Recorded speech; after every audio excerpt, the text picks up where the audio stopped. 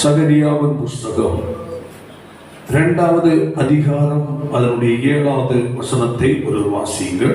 Babylon குமாரத்தினிடத்தில் குடியிருக்கிற சீயோனே, Babylon குமாரத்தினிடத்தில் குடியிருக்கிற சீயோனே, உன்னை விடுவித்துக்கொள், உன்னை விடுவித்துக்கொள். ஆமென். பாபிலோன், எகிப்து, ஒவ்வொரு தேசத்திற்கும் ஒவ்வொரு அர்த்தங்கள் இருக்கிறது. ஆமென். ஒவ்வொரு அந்தந்த தேசத்தின் ராஜாக்களுடைய பெயருக்கு பின்னதாக ஒரு விளக்கங்களும் இருக்கிறது. கர்த்தருக்கு ஸ்தோத்திரம். இங்கு நாம் பார்ப்பது பாபிலோன். பாபிலோன் எதை குறிக்கிறது என்றால் சபிக்கப்பட்ட ஒரு தேசம். ஆமென். சாபம் நிறைந்த இந்த உலகத்தை குறிக்கிறது. உலகத்தில் எல்லா ஆவிகளும் கிரியை செய்கிறது. பாபிலோனிய ஆவிகள், எகிப்தின் ஆவிகள், இப்படி பலதரப்பட்ட ஆவிகள் உலகத்தில் கிரியை செய்து கொண்டு, சோதோமின் ஆவிகள், எல்லா ஆவிகளும் ஒரே மிக்க கிரியை செய்து கொண்டிருக்கிறது. அல்லேலூயா. ஒரு அவன் அந்த பாபிலோன் ஆவியா இருந்தாலும், எகிப்தின் ஆவியா இருந்தாலும் சரி, சோதோமின் ஆவிகளா இருந்தாலும் சரி, இவர்களுடைய ஒரே ஒரு நோக்கம் என்னவென்றால் ஒருவன் தேவனோடு நெருங்கக்கூடாது. ஒருவனும் பரிசுத்தமான தேவனை என்ன செய்யக்கூடாது, ஆராதிக்க. எகிப்து அடிமைத்துவத்தின் ஆவி. பாபிலோன் சீர்கேட்டு ஆவி. சோதோம் ஆண் புணர்ச்சியாகிய அருவருப்பு நிறைந்த ஆவி, ஒரு சேர்க்கை. இப்படிப்பட்டதான பொல்லாத ஆவிகள் நிறைந்த இந்த உலகம், ஒரு காலத்தில் சட்ட திட்டங்கள் எல்லாமே பாவத்திற்கும் மதுபானத்திற்கும் அருவருப்பான செயல்களுக்கெல்லாம் எதிராக சட்டங்கள் இயற்றப்பட்ட காலம் உண்டு. என்னுடைய சிறு பருவத்தில், அல்லேலூயா, என்னுடைய சிறு பருவத்தில் எல்லாம் மதுபானம் என ஊதி பிடிப்பார்கள், ஊத சொல்லி பிடிப்பாங்க. அன்றுள்ள சைக்கிள்களுக்கெல்லாம் லைசன்ஸ் வேணும், வாங்கணும். அனைவருக்கு தெரியும் நினைக்கிறேன். லைசன்ஸ் இல்லைன்னா சைக்கிளை பிடிப்பான். இன்று லைசன்ஸ் சைக்கிளுக்கு கிடையாது, வேற சில எலக்ட்ரிக் பைக்கும் கிடையாது, ஆனா டூ வீலருக்கு இருக்கு. அதுவும் போய் வச்சுக்கிறோம். கர்த்தருக்கு ஸ்தோத்திரம். அடுத்த காருக்கு இருக்கு. அந்த நாட்களில் லைசன்ஸ் சைக்கிளுக்கு வேணும். அதோட இவ்வளவு வட்டமா கொடுப்பாங்க. அதை என்ன செய்யணும், ஸ்க்ரூ போட்டு ஓட்ட போட்டு அங்கே டைப் பண்ணி பார்ப்பான் சைக்கிள் லைசன்ஸ் இருக்காங்க. மதுபானம் குடிச்சிட்டு போனா ஊதி பிடிப்பாங்க. இப்படி கடுமையான கட்டுப்பாடு உலக நாடுகள், அதில் விசேஷமா இந்திய தேசத்தில் ரொம்ப கடுமையாக இருந்தது. அல்லேலூயா.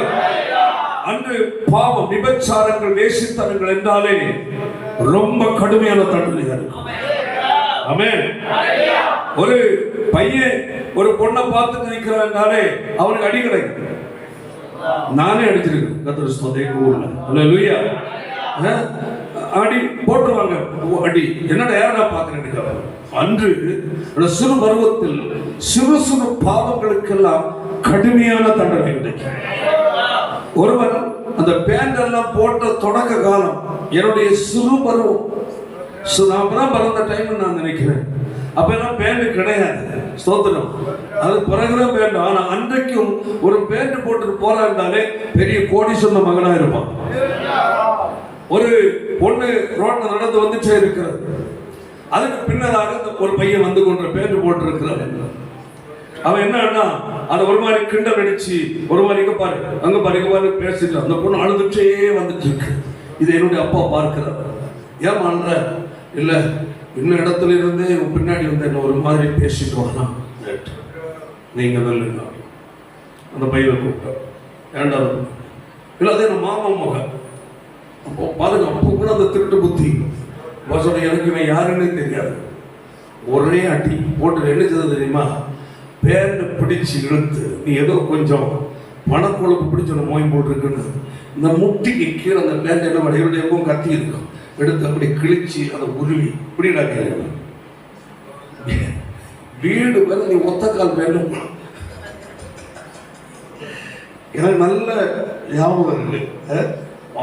எங்க அப்பா சொல்ற மட்டும் அநேகர் சொல்லுவாங்க, உங்க அப்பா அவ்வளவு ஸ்ட்ரிக்டானவராக அவரு நேரம் சொல்லுவாங்க, பேரண்ட் காட்டு உருவி இனிமேல அவளை நான் எங்கேயுமே பார்க்க கூடாது. சரி நீ போ. ஏன் சொல்றேன்னா, அன்று தவறுக்கு எதிராக எதிர்த்து நிற்கிற ஜனங்கள் என்று இருந்தார்கள். அல்லேலூயா. இன்று அப்படி அல்ல. பாவம் செய்வதற்கும் அநியாயம் செய்வதற்கும் அக்கிரமம் செய்வதற்கும் சட்டங்களை என்ன செய்கிறது? இடம் கொடுத்து. உங்களுக்கு தெரியும், கோயம்புத்தூர்ல ஒரே ஒரு பையன் தவறு செய்த போதை, அதாவது கஞ்சா வச்சு அவனை இது பண்ணிருக்கான். அதை எனக்கு தகவல் கொடுத்தான். தகவல் வாங்கும் போது அவங்க என்ன சொன்னாங்க, நாங்க யாருக்கு முன்ன சொல்ல மாட்டோம். கடைசியில் அதே பையன் அடிச்சு போனாங்க. ஆனா அப்படியே கேஸ் இல்லாம விடுற அளவுல இப்போ அரசாங்கம் எல்லாம் இருந்துட்டு இருக்கு. மக்களுடைய போராட்டம் தான் அதை எடுத்திருக்கிறாங்க. இதே சம்பவம் சென்னையில எங்க பார்த்தாலுமே கொடூரமான சம்பவம். ஹல்லேலூயா. சொல்லுவோம். அப்ப இந்த நாட்கள் இது ஒரு பாபுலோனாக காணப்படுகிறது, ஒரு சோதோமாக காணப்படுகிறது, ஒரு எகிப்தாக காணப்படுகிறது போல. ஹல்லேலூயா. இதன் மத்தியிலேயும் உங்களை என்னை கத்து தெரிந்து கொண்டு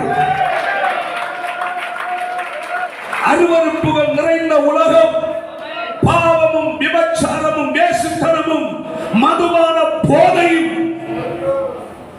பயங்கரமான கொடூரமான கொலைகளும் நடந்து கொண்டிருக்கிற இந்த உலகத்தில் கர்த்தர் உன்னையும் என்னை தெரிந்து கொண்டு இதே உலகத்தில் கர்த்தர் வைத்திருக்கிறார். ஆண்டவர் இயேசு சொன்னார், நான் உலகத்தான் அல்லாதது போல இவர்களும் உலகத்தான் அல்ல என்று சொன்னார். ரட்சிக்கப்பட்ட தேவ பிள்ளையே, இயேசுவை ஏற்றுக்கொண்டது உண்மை என்றால், நீ ஞானஸ்நானம் எடுத்தது உண்மை என்றால், உனக்குள்ள ஒரு சிந்தை இருக்க வேண்டும், நான் இந்த உலகத்துக்குரியவன் அல்ல, உலகத்துக்குரியவன் அல்ல.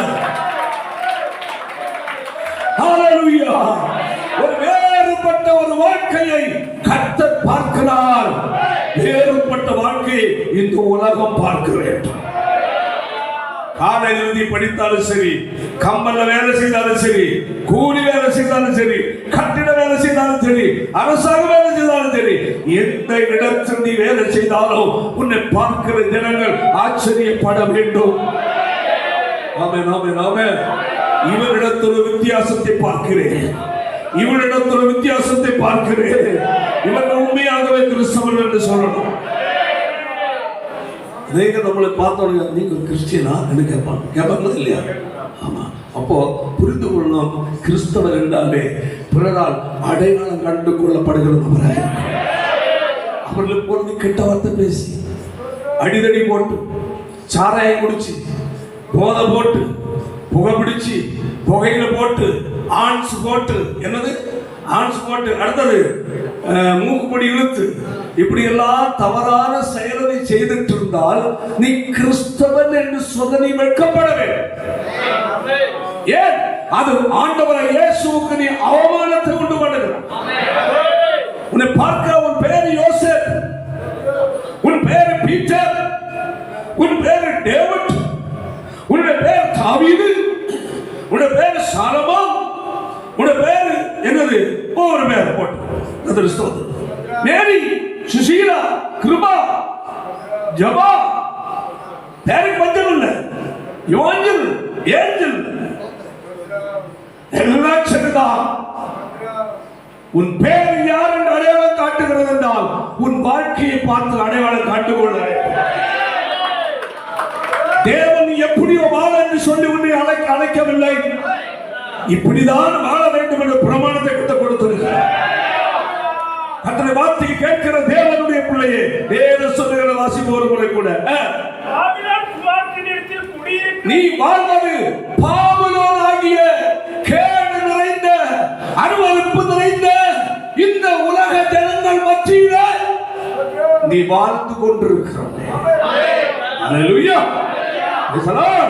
உலகத்திலிருந்து உன்னை தெரிந்து கொண்டு கட்ட குறிப்பிட்ட காலம் இந்த உலகத்துல தான் கர்த்தர் வைக்கிறார். ஆமென், அல்லேலூயா. நீ விட்ட பாவங்கள், விட்ட செயல்கள் எல்லாம் மீண்டும் உனக்குள்ள கடந்து வருவதற்கு நிறைய வாய்ப்பு இருக்கிறது. அல்லேலூயா. அதிலிருந்து உன்னை பாதுகாக்கத்தான் கர்த்தர் ஒரு சபையை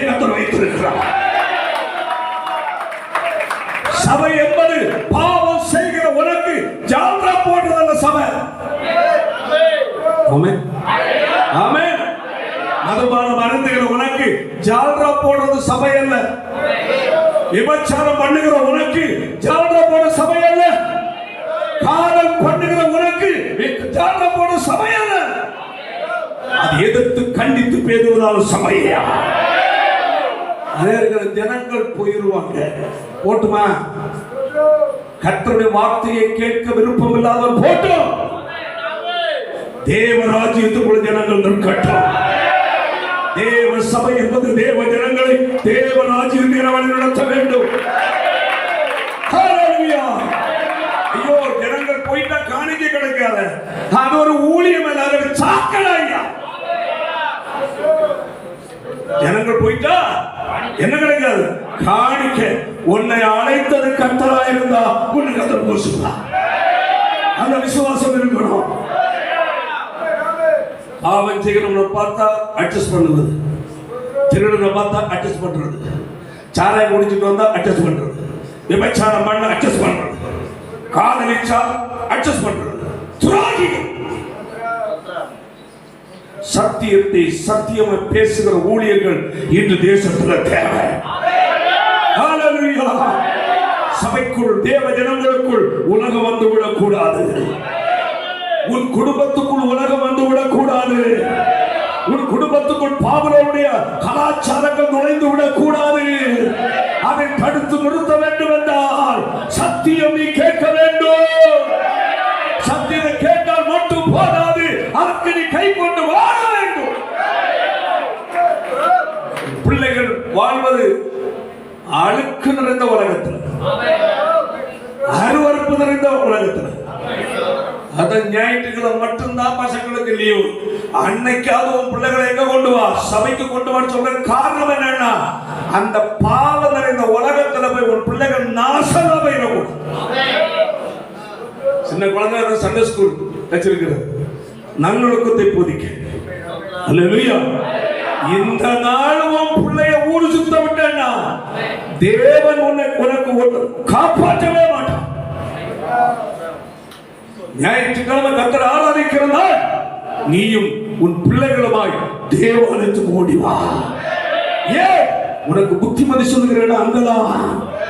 நீ போகிற பாதை தவறென்றால் எச்சரிக்கிற இடம் அங்கதான் ஐயா.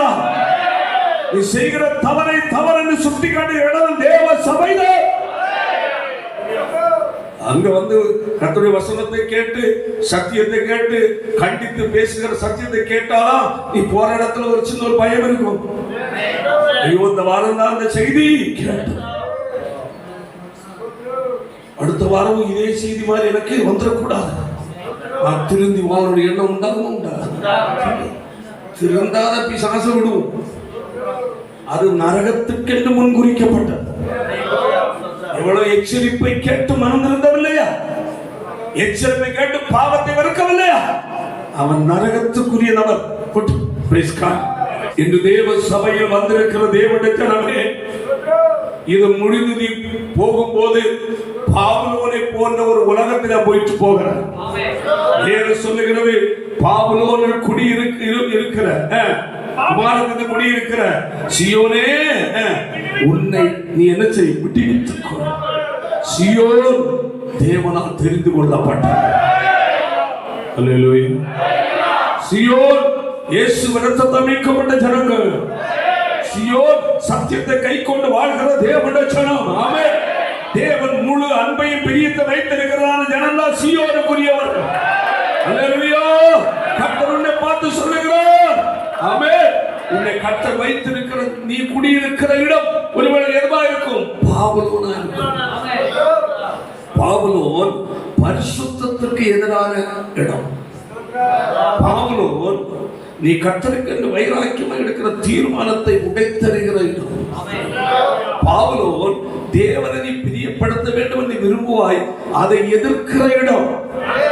பாபுலோன் முழங்கால் படிகளை நீ விரும்பும் போது அந்த நேரம் வேலை கொடுத்து முழங்கால் கொஞ்சம் விலக்குகிற இடம். அல்லேலூயா. பாபுலோன் ஆலயத்துக்கு வர வேண்டும் என்று வாஞ்சிக்கும் போது ஏதாவது ஒரு வேலையை கொண்டு போட்டு அந்த ஒரு கல்யாணத்தை கர்மாந்தரத்தை போட்டு சர்ச்சுக்கு வர விடாம தடுக்கிறது பாபுலோனுடைய ஆலயம். சபைக்கு வர ஒண்ணு வராம ஏதாவது ஒரு வேலையை கொடுத்தோ அல்லது சொந்தக்காரனை மாமா மச்சான கொடுத்தோ கொண்டு அனுப்பி விட்டோ ஆலயத்துக்கு வர விடாதபடி அந்த உற்சாகத்தை தடுக்கிற ஆவி என்ன ஆவி? பாவம். ஆமே நாம நீ அதற்கு நீ செவி சாய்த்தாய் என்றால் அல்லேலூயா.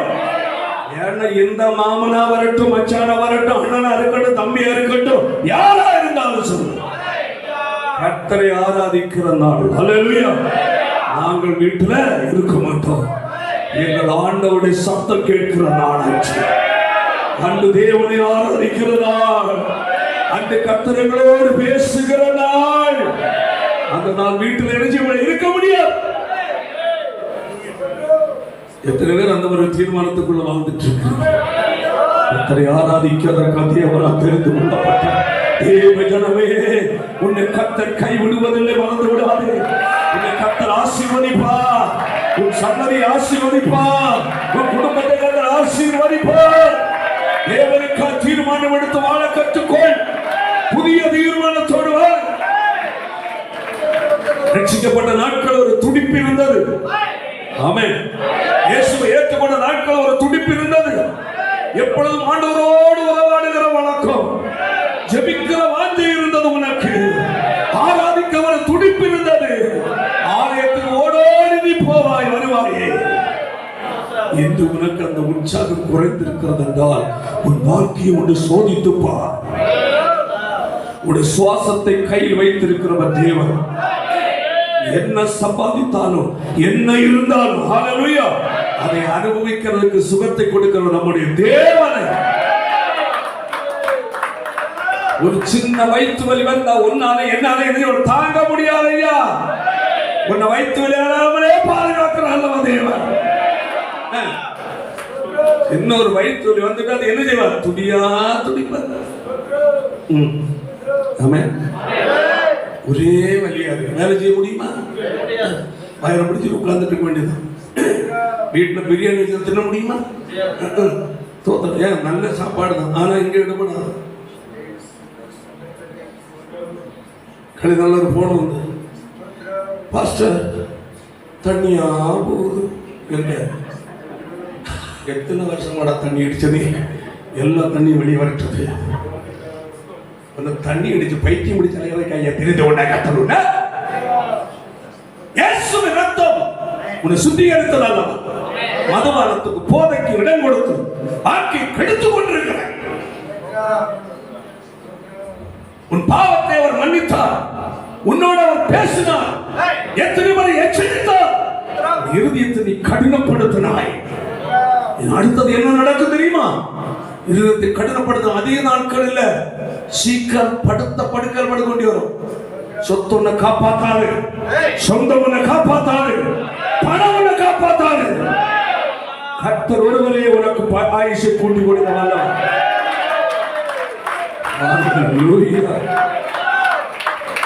நிறைய இடங்கள்ல வந்து பொதுவா இப்ப பரிசுத்தத்தை பற்றி பேசுறது இல்ல, பரலோக ராஜ்யத்தை பற்றி பேசுறது இல்ல.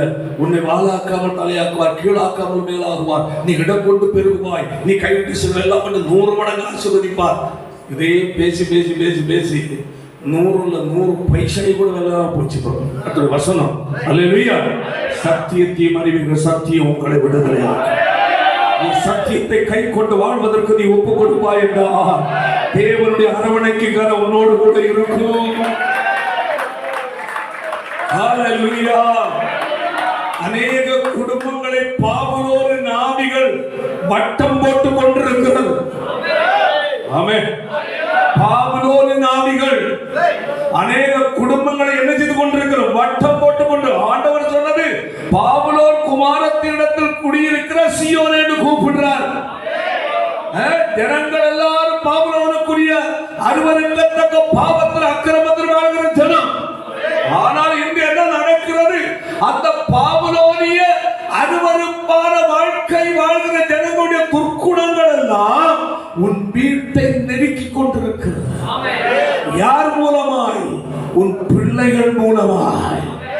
யார் மூலமாய்? உன் கணவன் மூலமாய். யார் மூலமாய்? உன் மனைவி மூலமாய். வாசிப்போமாக. தானியேல் புஸ்தகம் 1வது அதிகாரம் 1ஆம் வசனத்தை வாசிப்போம். யூதாவின் ராஜாவாகிய யோயாக்கீம் அரசாண்ட 3ஆம் வருஷத்திலே பாபிலோனின் ராஜாவாகிய நேபுகாத்நேச்சார் எருசலேமுக்கு வந்து அதை முற்றுகை போட்டான். எருசலேமை முற்றுகையிட்டான். கையெழுத்தாலே சொல்லுவோம். எந்த ராஜா? பாபிலோனின் ராஜா. ஆமென். பாபிலோன் ராஜா எதுக்கு நிழலாட்டம்?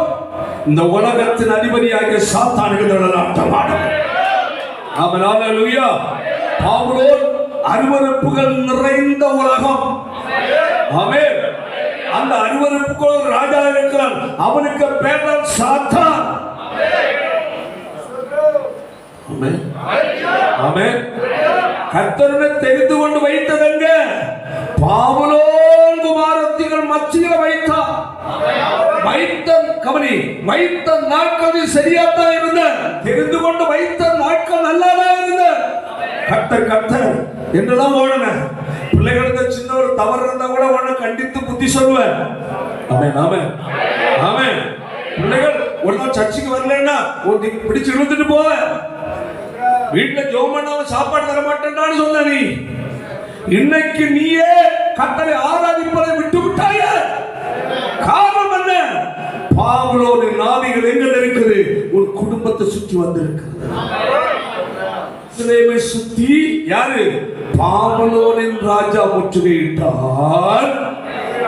உன்னுடைய குடும்பம் ஒரு எருசலேம், தேவ சபை ஒரு எருசலேம், உன் தனிப்பட்ட வாழ்க்கை ஒரு எருசலேம்.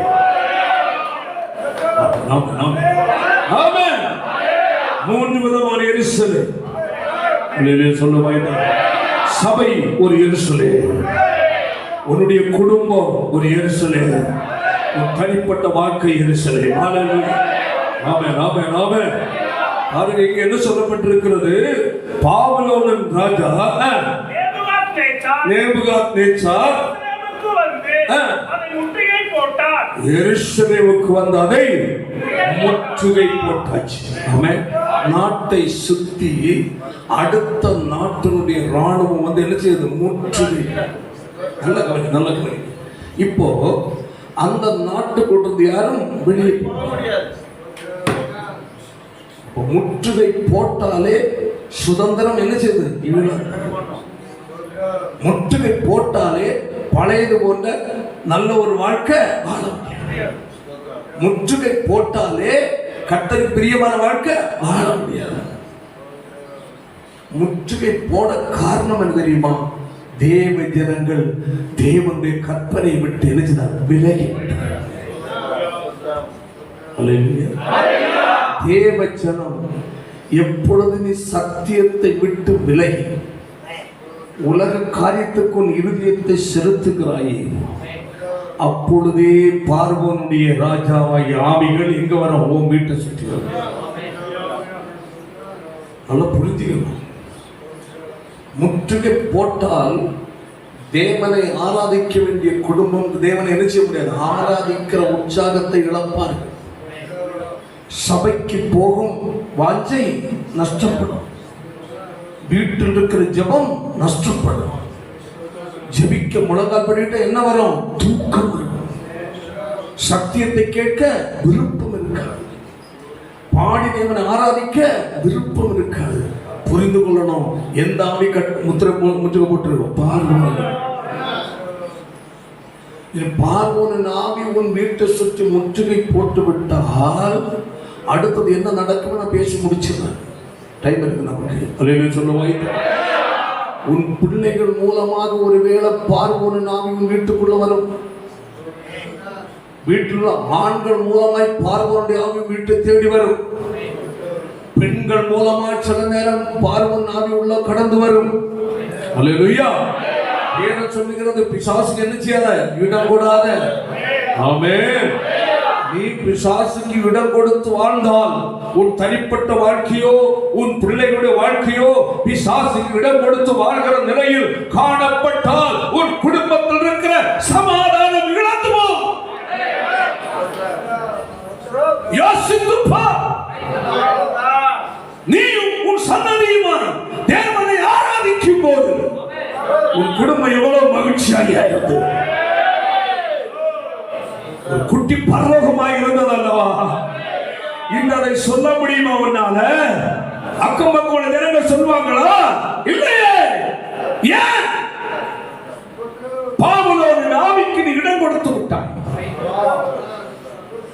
உன் பிள்ளைகள் சிறு தவறு செய்தால் உடனே சுட்சிக்கவும் கண்டிக்கவும் கற்றுக்கொள். நீ ஒரு தகப்பனாயிருந்தால், தாயாயிருந்தால், பெற்றெடுத்தது உண்மையா இருந்தால், உணவு ஊட்டி உன் பிள்ளைகளை வளர்ப்பது உண்மையா இருந்தால், உன் பிள்ளைகளுடைய தவறை கண் சாடையா விடாதே, கண்டித்து எச்சரி. உன் பிள்ளைகள் மூலமாக கடந்து வரும் பாபிலோனின் ஆவி மெதுவாக தெரியாது. அதான் சொல்ற ஹேர் ஸ்டைல் எல்லாம் குறைக்கணும். தலைமுடி ஒழுங்கா விட்ட பிள்ளை தேவையான நாய் கடிச்சு சுதப்புற மாதிரி வைக்காது. அது நல்லாவா இருக்கு. மனுஷனை போல வாழ கட்டுது. அல்லேலூயா. எங்களுடைய ஒரே ஒரு நோக்கம், ஒருத்தர் கூட நடந்து போக கூடாதுங்க. கடத்தூர் சபைகளை ஒருத்தர் எங்க போகணும், நரகத்துக்கு போயிடக்கூடாது. எல்லாரும் பரலோகத்துக்கு போகணும். அல்லேலூயா. அந்த நோக்கத்துல நம்ம செய்தி இருக்கும். ஆமென். கைகளை வெந்தாலே சொல்லுவோம். ஹalleluya. முற்றுகை போட்டு அப்பொழுது ஆண்டவர் யூதாவின் ராஜாவாகிய யோயாக்கீமையும் தேவனுடைய ஆலயத்தின் பாத்திரங்களில் சிலவற்றையும். பாத்தீங்களா? யூதேயாவில் உள்ள ராஜாவை பிடிச்சிட்டான். யார? முதல்ல வீட்டுல புருஷனை பிடிப்பான் சாத்தான். எருசலேம் நஞ்சனோட வீடுன்னு சபை தேவ எருசலேம் ஊழியக்காரன் மேல முதல்ல சாத்தான கை வைப்பான். ஊழியக்காரன் பிசாசனுடைய கட்டுப்பாட்டுக்குள்ள போயிட்டா சபை என்ன ஆயிரம்? வீட்டுல கணவன் தகப்பனாய் இருக்கிறவன் குடிகாரனாகவும் விபச்சாரக்காரனாக மாறிவிட்டால் அந்த குடும்பம் நல்லா இருக்குமா? சொல்லுங்க பாப்பா.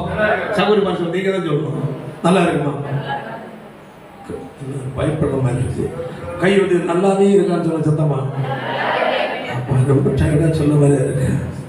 ஒரு ஆள் திருப்பதி போய் பார்க்கிறபடி போன வீட்டுக்கு அடி கிடக்கு அப்படின்னு வந்து சர்ச்சுக்கு வந்துடாத. அல்லேலூயா. கைகளை வந்து அல்லேலூயா சொல்லுவோம். அதாவது சபையின் ஊழியக்காரர்கள் சாத்தாங்க வீட்டு அவனை வழி தவறி போக பண்ணுவான். வழி தவறி அவன் போயிட்டான்னாலும் சபை முடிஞ்சு. வீட்டுல கணவன் தகப்பன் பிள்ளையோட அப்பன் மேல் கை வைப்பான் சாத்தான். அவன் தண்ணி அடிக்கிறவனா தவறான வழிகளையும் போதைக்கு அடிக்கப்பட்டு அவன் வாழ்ந்த பிள்ளைகள் நல்லா இருக்குமா? எத்தனையோ குடும்பங்கள்ல தகப்பன் மதுபனத்துக்கு அடிமைப்பட்டு பிள்ளைகள் எல்லாரும் மதிவான வருந்தி வாழ்ந்து கொண்டிருக்கிறார். வீட்டுக்குள்ள தகப்பன் கவனமாய். நீ ஒரு தவறு செய்தால் உன் பிள்ளைகள் உன் பின்னாடி வருவார்கள். உன் பிள்ளைகள் உன் பின்னாடி வரவில்லை என்றால் உன் மனைவி உன் பின்னாடி வருவான். உன் மனைவி உன் பின்னாடி வரலன்னா உன் கூட பிறந்தவங்க உன் பின்னாடி வருவாங்க. நீ செய்கிற தவறை உன் குடும்பத்தில் யாராவது செய்வார்கள். ஆமென். நம்ம குடும்பத்தில் உள்ள தேவனுடைய பாதுகாவல் நஷ்டப்பட்டு. அல்லேலூயா. அது சொல்லப்பட்டிருக்கிறது. பாருங்க அடுத்து என்ன நடக்குது. அப்பொழுது ஆண்டவர் யூதாவின் ராஜாவாகிய யோயாக்கீமையும் தேவனுடைய ஆலயத்தின் பாத்திரங்களில் சிலவற்றையும் அவன் கையில் ஒப்புக் கொடுத்தார். தேவன் சில பிரச்சனை உன் வாழ்க்கையில் வருவதற்கு ஏன் அனுமதிக்கிறார்? சில கஷ்டங்கள் வீட்டை தேடி வர தேவன் ஏன் அனுமதிக்கிறார்? நீ சொல்லுகிறாய் நான் ஜெபிக்கிறேன், ஆலயத்துக்கு போகிறேன், சரிதான். உன் தனிப்பட்ட ரகசிய வாழ்க்கை எப்படி என்று கர்த்தர் கேட்கிறார். உன் ரகசிய வாழ்க்கையில் பரிசுத்தம் இல்லை என்றால், ரகசிய வாழ்க்கை தேவனுக்குரியதா இல்லை என்றால், சத்துருவின் கையில கர்த்தர் ஒப்பு கொடுப்பார். என்ன சொல்லப்பட்டிருக்கு வாசிப்போம். அவன் அந்த பாத்திரங்களை சினேயா தேசத்துள்ள தன் தேவனுடைய கோவிலுக்கு கொண்டு போய் பாத்திரங்கள் தகப்பன் ராஜாவையும் அடுத்தது பாத்திரங்களாகிய சன்னதி என்ற குடும்பத்தில் சொன்னார். பாத்திரங்கள் அந்த குடும்பத்துக்குள் பயன்பட வேண்டியது. பாத்திரங்கள் சபைக்குள் பயன்பட வேண்டியது. தேவனுக்கு மட்டும் உரியது. அல்லேலூயா. பாருங்க எங்க போகுது, அப்படியே கொண்டு போய் எங்க கொண்டு வச்சானா, அவனுடைய கோயில கொண்டு வச்சான். பின்மாற்றம் ஆரம்பிக்கிறதுக்கு முன்ன முதல்ல சாத்தான் வீட்டை உன்னோட குடும்பத்தை சுத்தி முற்றுகை இடுவான். உன் பிள்ளைகள், உன் கணவன், உன் மனைவிகளை கொஞ்சம் கொஞ்சமா தேவனை விட்டு பிரிப்பான். ஜெப வாழ்க்கை நிற்கும், ஆராதனை போற உற்சாகம் நிற்கும். அல்லேலூயா. சபைக்கு வந்தோரு எண்ணம் வராது, ஸ்பெஷல் மீட்டிங் வச்சா பிடிக்கும் இன்ட்ரெஸ்ட் இருக்காது, உபவாச கூட்டம் வச்சா வரைக்கும் ஒரு எண்ணம் இருக்காது. அந்த அலட்சிய மனப்பான்மை எல்லாமே அதாவது பாபிலோனுடைய ஆவிகளுடைய செயலா. அல்லேலூயா, அல்லேலூயா. அதான் சொல்லப்பட்டிருக்கிறது, கொண்டு போய் வேறு சொல்லப்பட்டிருக்கிறது. 1:3 வாசிக்கும் போது வாசிப்போம். ராஜகுலத்து முதன்மையானவர் ராஜகுலத்தாரிலும் மாசு இல்லாதவர்களும் அழகானவர்களும் தேர்ந்தவர்களும் சிறந்தவர்களும் நிபுணரும்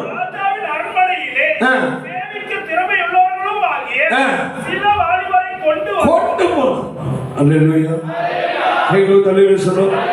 அவருடைய என்னென்ன தகுதி இருக்கு? அழகானவங்க, அடுத்தது ராஜகுலம். இதெல்லாம் எதை குறிக்கிறது? ஆவிக்குரிய வாழ்க்கையில் தரமான வாழ்க்கை வாழ்கிறவர்கள். ஆவிக்குரிய வாழ்க்கையில தேவனால் நேசிக்கப்படத்தக்க நிலையில் வாழ்கிற நபர்களுக்கு அடையாளமாட்டாங்க காட்டியிருக்கு. அல்லேலூயா. நல்லா ஜெபிக்கிறவங்க மேல சாத்தான் கை வைப்பான். சபைக்குள் நல்லா ஜெபிக்கிற மக்கள் மேல் சத்துரு புரியும். இந்த பார்வோனுடைய ஆவியின் அடுத்த வேலை என்னவென்றால், வெளிப்படுத்துற விசேஷம் 17வது அதிகாரம் 5ஆம் வசனம் வாசிப்போம். மேலும் ரகசியம் மகா பாபிலோன் வேசிகளுக்கும் பூமியில் உள்ள அருவருப்புகளுக்கும். பாபிலோனுடைய அடுத்த செயல் என்னவென்றால் வேசித்தனம். என்னது? உலகமாகிய பாபிலோனுக்குள் சிக்குண்டிருந்தால், பாபிலோனின் ஆவிக்குள் ஒரு ஊழியக்காரனோ, பாபிலோன் ஆவிகளுக்கு ஒரு குடும்பத்தில் பெற்றோரோ இடம் கொடுத்து விட்டால், அடுத்து அந்த குடும்பத்துக்குள் செயல்படுவது என்ன? வேசித்தனத்தின் ஆவி. என்ன ஆவி? வாசிப்போம். ரகசியம் மகா பாபிலோன் வேசிகளுக்கும் பூமியில் அருவருப்புகளுக்கும் தாய் என்னும் நாமம் அவள் நெற்றியில் எழுதியிருந்தது. அப்போ அதாவது அருவருப்பான வாழ்க்கை மட்டுமல்ல, என்னது? வேசித்தன வாழ்க்கை. பாபிலோன் ஆவி. அதற்கும் சபை கூடி வருவதை சிலர் விட்டு விடுகிற போது என்ன செய்ய? விட்டு விடாத. ஏன்? பாபிலோனின் அருவருப்புகள் உன் குடும்பத்துக்குள்ளோ, உன் வாழ்க்கையிலேயோ, உன் சிந்தனைக்குள்ள வராமல் இருக்க வேண்டும் என்றால் சத்தியம் அதை தடுக்கும். நீ ஒரு தவறான சிந்தையோடு இருக்கிறாய் என்றால் சத்தியம் கடந்து வரும்போது உன் சிந்தனையில் அது அந்த வசனம் கிரியை செய்ய ஆரம்பிக்கும். அல்லேலூயா. பாஸ்டர் சொன்னது போல இது என்ன ஆவி? பாபிலோனுடைய ஆவி அங்கு ரீச் செய்து காதல். பாபிலோனுடைய ஆவி அருவருப்பு, கண்ட பெண்களை இச்சிப்பது, கண்ட புருஷர்களை இச்சிப்பது. ஆமா, கண்ட பெண்கள் அவளெல்லாம் பார்த்து நடக்கிறேன் இது பண்றது, ஒடிக்கிறது. கண்ட புருஷர்கள் அவளதான் ஏன்னு சொல்லி ஒடிக்கிறது. இதெல்லாம் தேசித்தன ஆவி. அல்லேலூயா. இப்படிப்பட்ட காரியங்கள் ஒரு தேவனிடமிருந்து விலகி இருக்க வேண்டும். இது நீ பரிசுத்தமாக காத்துக் கொள்ள வேண்டும் என்றால் சத்தியம் கடந்து வர வேண்டிய அவசியமா இருக்கு. ஹல்லேலூயா. அடுத்த வெளிப்படுத்துகிற விசேஷம் 17:4. அந்த ஸ்திரீ ரத்தாம்பரமும். என்னது? ரத்தாம்பரம் சிவப்பான ஆடையும் தரித்து பொன்னினாலும் ரத்தினங்களினாலும் முத்துக்களினாலும் சிங்காரிக்கப்பட்டு அலங்காரத்தை தூண்டிவிடும். அந்த ஸ்திரீ எந்த ஸ்திரீ? பாபிலோனாகிய ஸ்திரீ. ரத்தாம்பரமும். என்னது? காஸ்ட்லி ஆமென். காஸ்ட்லி ட்ரெஸ் இருக்கிறதுல கூடன சேலை எங்கேயாவது இருக்கா? அதான் ஒரு நாய் கொடுத்துட்டு போகுது. புருஷன் கஷ்டப்பட்டு வாங்கி கொடுக்குற சேலை உனக்கு உடுக்க முடியாது.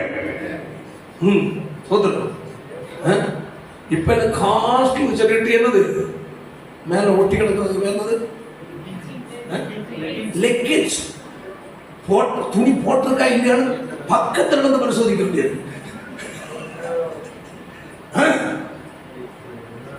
உடம்பு கலருக்கு தகுந்தபடியே ட்ரெஸ் பிளேட் எடுத்து கிழிச்சு விட்டா லெக்கின்ஸ் மட்டும் இல்ல கரையோட கிழிஞ்சிடும். லெக்கின்ஸ் மண்ணாங்க எவன் கண்டுபிடிச்சான்? அவனை சுட்டு கொள்ளணும்.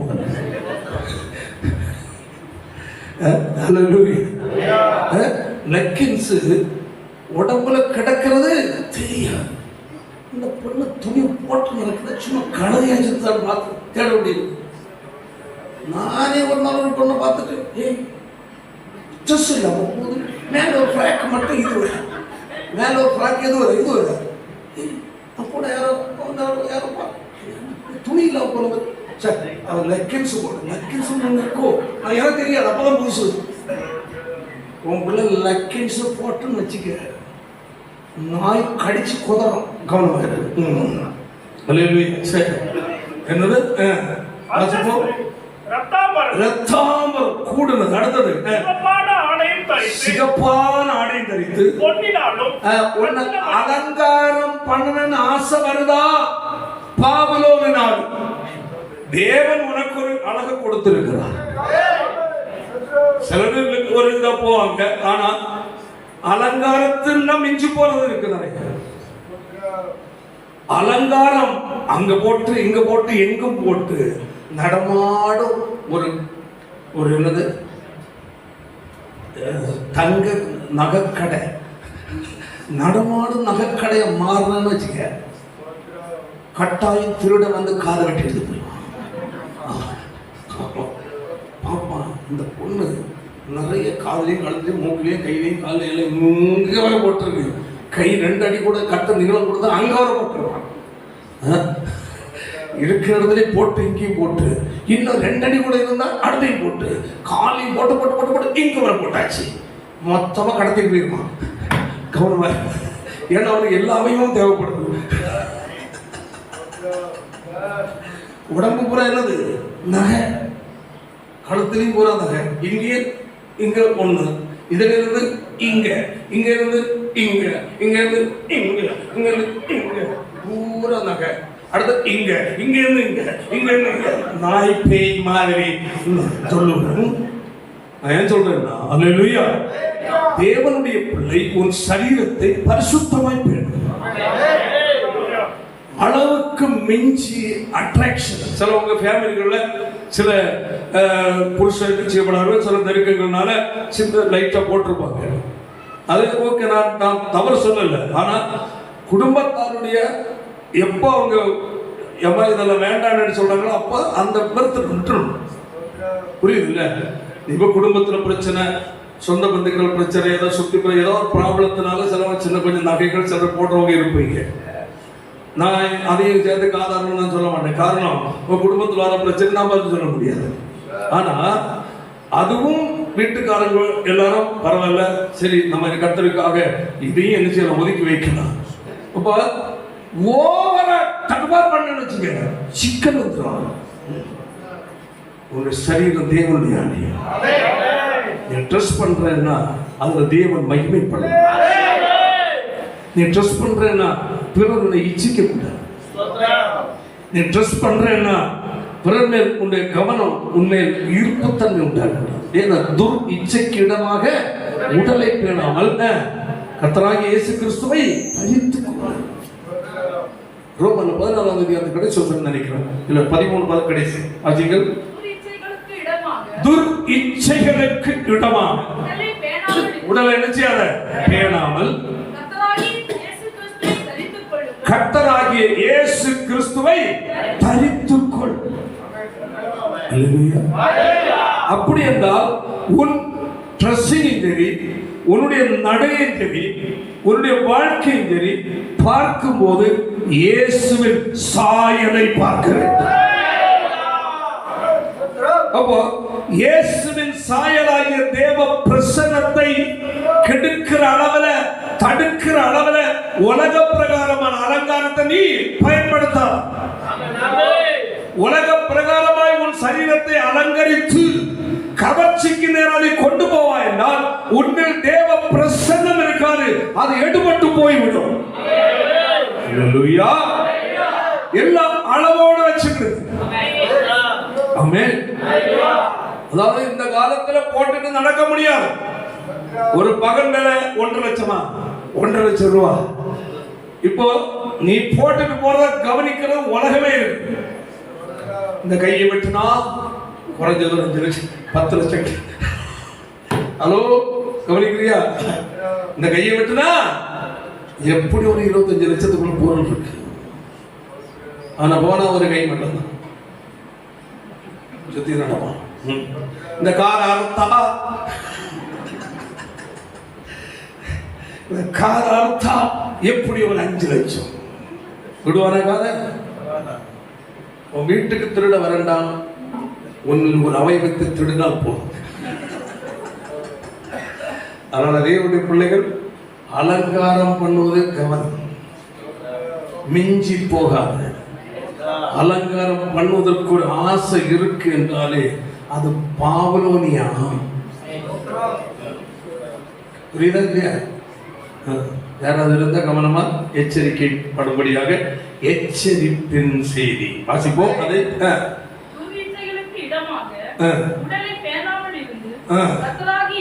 சரி, இங்க வருவோம்.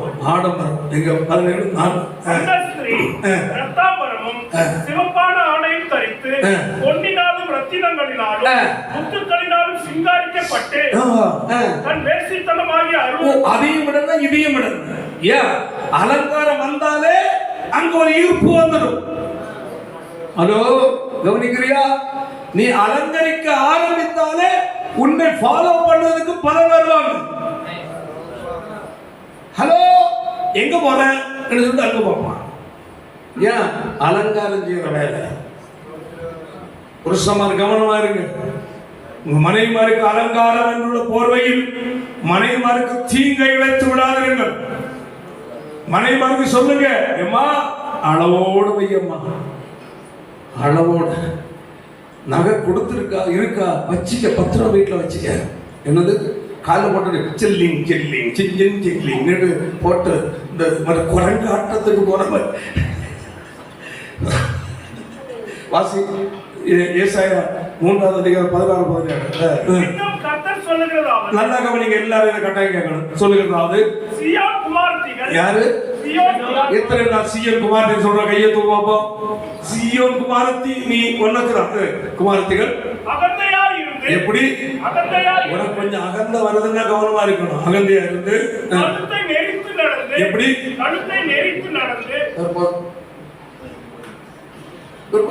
சில பெண்களுக்கு தலைக்கணத்தை பார்த்தா சிஸ்டர் நல்லா இருக்கணும். பேயும் நீயும் ஒண்ணு.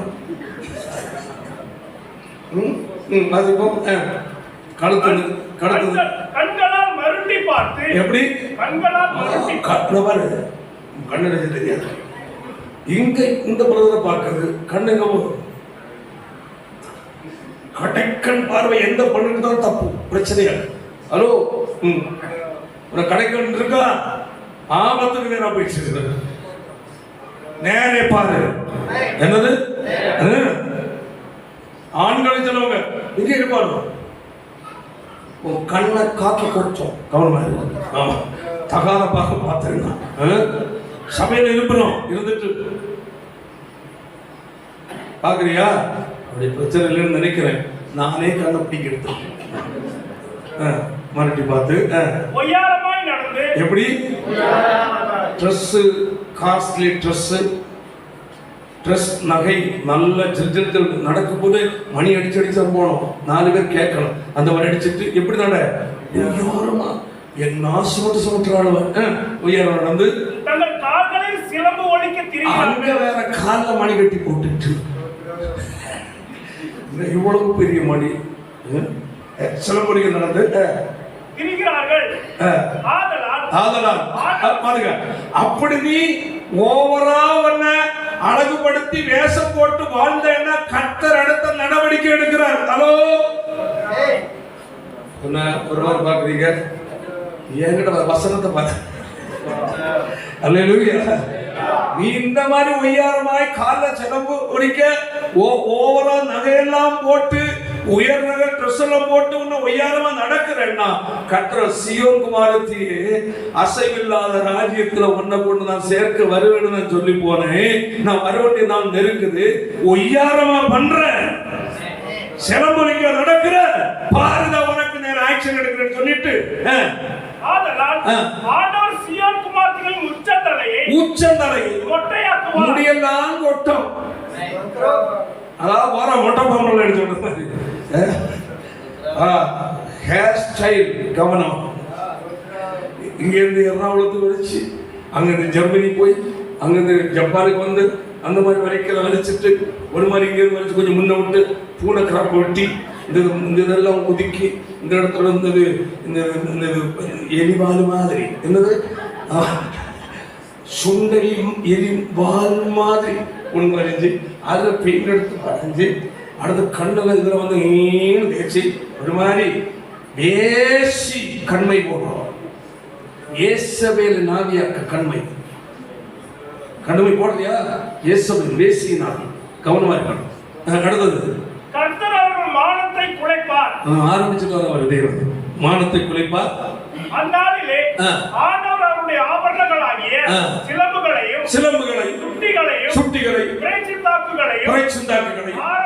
ஆரங்களையும் அஸ்தகடங்களையும் தலைமுக்காடுகளை சிரபூசணங்களை பாலசரங்களை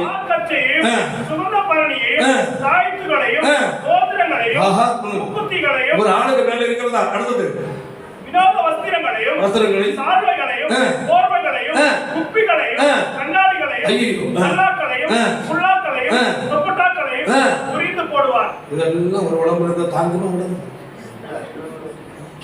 கர்த்தர் என்ன செய்து போடுவாரா? உறிஞ்சுவார். புரியுதா? ஓவர் அலங்காரம், ஓவரா கவர்ச்சி, அட்ராக்ஷனா நடக்கணும்னு நினைச்சேன்னு வச்சுக்க, கர்த்தர் உறிஞ்சு போடுவார். அதாவது தகுதியான வஸ்திரம், தகுதியான நிலை. என்னை பலர் பார்க்கணும், என் நடைய நிறைய பார்க்கணும், என் அலங்காரத்தை பார்க்கணும். நீ அலங்கரிக்க ஆரம்பித்தால் சில நேரம் தலையில டோப்பா வைக்க வேண்டியது. வைக்கணுமா? ஒழுங்க ஆண்டவரே உன் தலை கைட்டு ஆண்டேசப்பா, நான் எனக்கு நியாயமா நான் தலையை இது பண்ணுவாப்பா. என் காதில் விடுறத பூசப்படட்டும், சரீரம் பூரா விடுறத பூசப்படட்டும். தேவையில்லாத அலங்காரங்கள், வேசிகள் அலங்கரிக்க போன்ற கண்மை போடுறது, இந்த மாதிரி பட்டதெல்லாம் நான் செஞ்சுட்டு என்னை ஒரு முறை மன்னிச்சுன்னு சொல்லி ஆண்டவர் ஒப்பு கொடுச்சோம். இல்லையா? யாராவது அறிந்தோ அறியாமலோ அந்த மாதிரி அளவுக்கு மிஞ்சி நீங்க ஸ்டெப் வச்சீங்கன்னா உங்களோட ஸ்டெப்பை ரிவைஸ்ல எடுத்துக்கிடுங்க. ரிவைஸ்ல போட்டு பின்னாடி போயிருக்கு.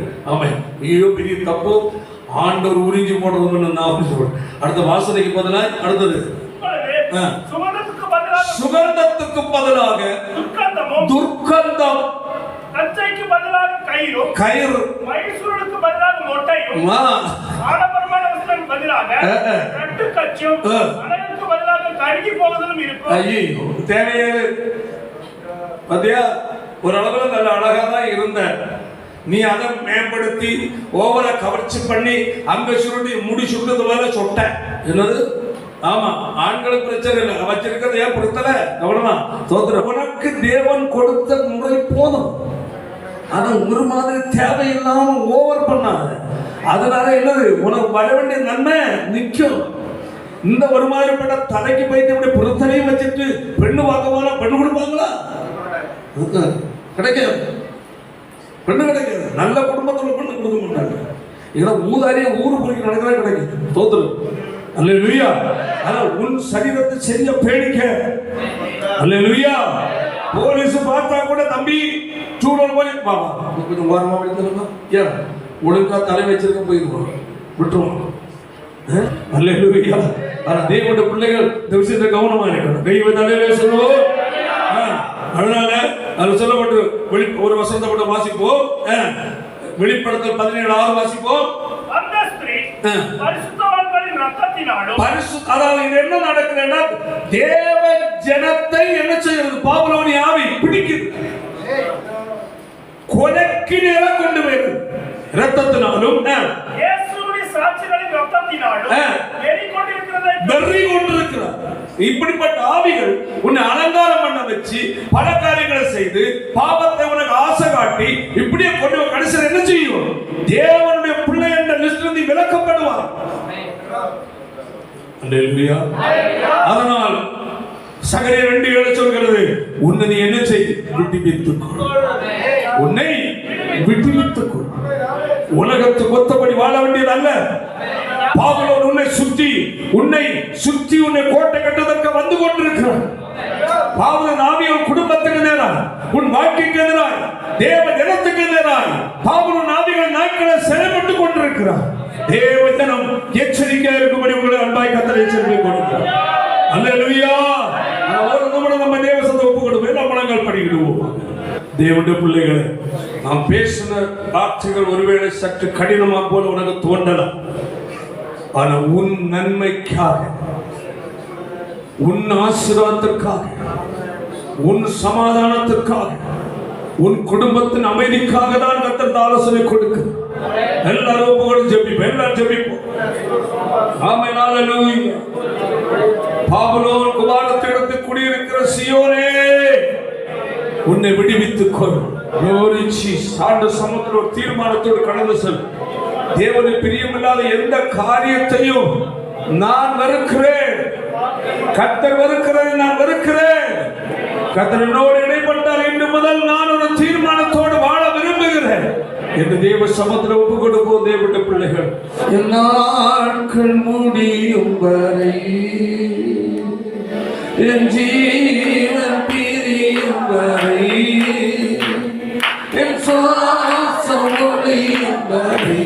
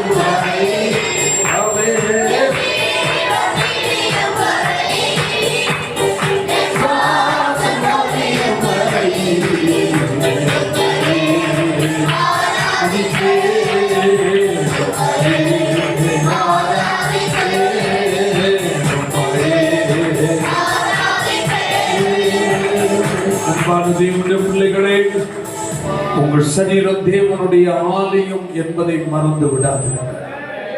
ஒருவேளை உங்கள் வாழ்க்கையில் ஏதாவது குறைகள், பலவீனங்கள், தேவன் துக்கப்படுகிற நிலையில் உள்ள காரியங்கள் ஏதாவது உங்கள் வாழ்க்கையில் இருக்கும் என்றால் இன்றைக்கே நீங்கள் ஆண்டவருக்கு அறிக்கையிடுங்கள். சாபம் பிடித்த பாபுலோனின் அலங்காரங்கள், பாபுலோனின் அசுத்தங்கள், அசுத்த சிந்தைகள் உனக்குள் இருக்கும் என்றால் இன்றைக்கு ஆண்டவரோடு ஒரு தீர்மானம் விட. ஆண்டவரே, நான் இந்த நாள் வரை நான் இப்படிப்பட்ட மனநிலையில் வாழ்ந்து கொண்டிருந்தேன், இப்படிப்பட்ட செயலை நான் செய்து கொண்டிருந்தேன், இன்று முதல் இப்படி நான் வாழ நான் என்ன தீர்மானிக்கிறேன் என்று சொல்லி தேவ சமுதிரம் ஒப்பு கொடுங்கள். ஆமென். Glory Jesus. Hallelujah. பாபுலோன் அருவருக்கத்தக்கப்பட்டதான இடம். அப்படிப்பட்ட பாபுலோன் குமாரத்திகள் மத்தியில் நீ குடியிருக்கிறாய். ஆனால் உன்னை நீ காத்துக் கொள்ள வேண்டிய ஒரு நாட்கள், ஆண்டுடைய வருகை மிகவும் சமீபமாக இருக்கிறபடியினால் அதற்கான ஒப்பு கொடு. வெள்ளங்கத்திர சோத்திரம் முடிஞ்சபடி வெள்ளங்கத்திர சோத்திரம். எங்கள் பரிசுத்தமான நல்ல பிதாவே, கர்த்தாவே, இந்த ஆசீர்வதிக்கப்பட்ட நல்ல நாளுக்காய் நன்றி செலுத்துகிறோம் ஆண்டவரே. ஆமென். ஹல்லேலூயா. இந்த நாள் கடந்து வந்து கர்த்தரை ஆராதிக்க கர்த்தர் உதவி செய்தீரப்பா. கர்த்தாவே, கடைசியாக கர்த்தர் வசனங்களை கண்டிப்பாக தேவ ஆவியானவர் பேசின அதற்காக நன்றி செலுத்துகிறோம். கர்த்தாவே, பாபுலோன் குமாரத்தை எழுதியிருக்கிற சீயோனே, உன்னை விடுவித்துக் கொள்ள என்று கர்த்தர் சொல்லப்பட்ட வார்த்தையின்படி எங்களை நாங்கள் காத்துக்கொள்ள தக்க நிலையில் தேவன் எங்களுக்கு கிருபை தர வேண்டும் என்று ஜெபிக்கிறோம். நாங்கள் தேவனுடைய பிள்ளைகள் என்ற ஒரு உணர்வோடு வாழ கிருபை செய். எங்களை சத்துரு வஞ்சிக்க கூடாது, சத்துரு யார் மேல கை போடாதபடி பாதுகாத்துக் கொள்ளும் அப்பா. வசனத்தை கேட்ட ஒரு ஆசீர்வதி பாதுகாவல் கூட இருப்பதாக ஆசீர்வதியும் இயேசுவின் மூலம் ஜெபிக்கிறோம் பிதாவே. செல்லுவதே அது மகிழ்ச்சியை தந்திடுவே. என் சபையுடனே உம்மை துதித்திடவே கிருபையும் கிடைத்திட்டதே. என் சபையுடனே